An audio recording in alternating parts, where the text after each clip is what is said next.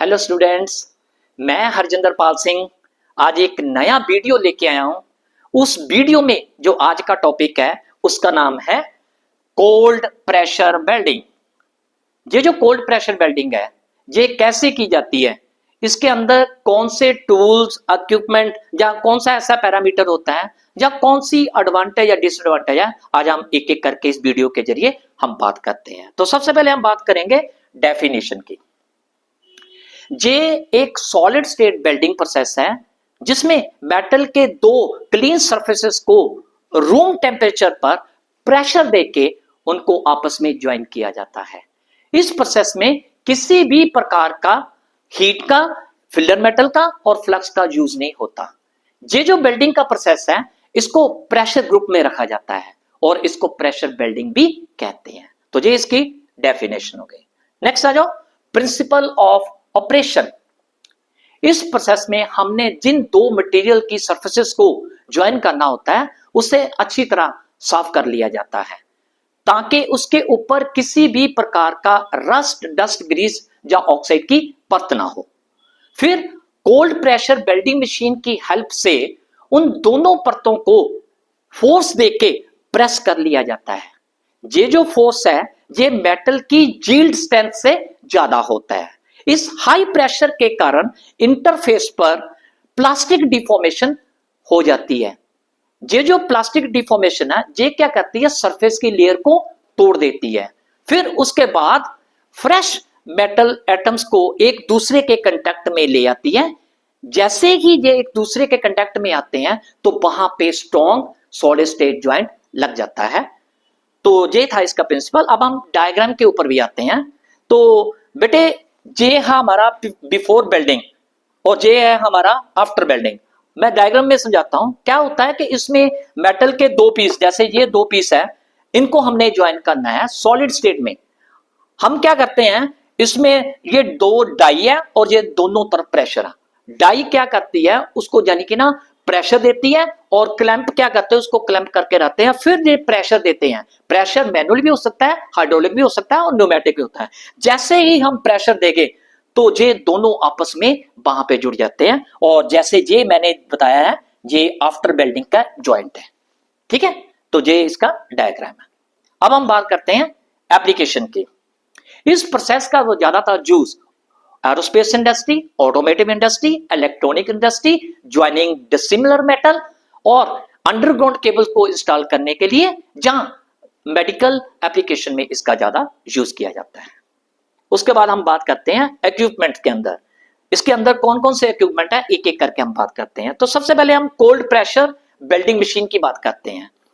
इस प्रोसेस में cold pressure welding machine use की जाती है जो कि वर्क पीस को अलाइन करने और होल्ड करने में डाई और क्लैंप यूज किए जाते हैं। इस प्रोसेस में डाई और क्लैंप यूज किए जाते हैं और इस प्रोसेस में ये जो मशीन है ये मैनुअल भी हो सकती है, न्यूमेटिक भी हो सकती है और हाइड्रोलिक भी हो सकती है। उसके बाद हम बात करते हैं डाइज एंड क्लैंपिंग फिक्सचर्स। ये जो डाई है ये हार्डन स्टील की बनी होती है। डाई का मेन काम क्या होता है, ये ज्वाइंट को प्रेशर करने और उसको प्रॉपर शेप देने में हेल्प करता है। और ये जो क्लैंपिंग फिक्सचर है ये क्या करते हैं, ये वेल्डिंग प्रोसेस के दौरान उसे प्रॉपर अलाइनमेंट रखने में हेल्प करते हैं। ठीक है, नेक्स्ट आ जाओ सरफेसेस क्लीनिंग टूल्स। इस प्रोसेस में जब हमने वेल्डिंग करनी होती है तो दोनों सरफेसेस की जो परत होती है उसको हमने क्लीन करना होता है। क्लीन करने के लिए हम वायर ब्रश यूज करते हैं, डीग्रीजर यूज करते हैं, अब्रेसिव पैड यूज करते हैं और मैकेनिकल जो स्क्रैपर होते हैं उसका यूज किया जाता है। ठीक है, नेक्स्ट है जो अलाइनमेंट एंड मेजरिंग टूल। इस प्रोसेस में वेल्डिंग करने से पहले वर्क पीस को प्रॉपर पोजीशन और प्रॉपर अलाइनमेंट बनाने के लिए माइक्रोमीटर, वर्नियर कैलिपर और गेजेस का यूज किया जाता है। उसके बाद आ जाओ pneumatic and hydraulic pressure. Automated welding setup में ये वेल्डिंग हेड को ऑपरेट करने के लिए न्यूमेटिक या हाइड्रोलिक फ्लूइड का प्रयोग करके रिक्वायर्ड प्रेशर दिया जाता है। तो अब हम बात करते हैं एडवांटेजेस और डिसएडवांटेजेस। तो सबसे पहले हम एडवांटेजेस की बात करते हैं। तो सबसे पहले आता है जॉइंस डिसिमिलर मेटल्स।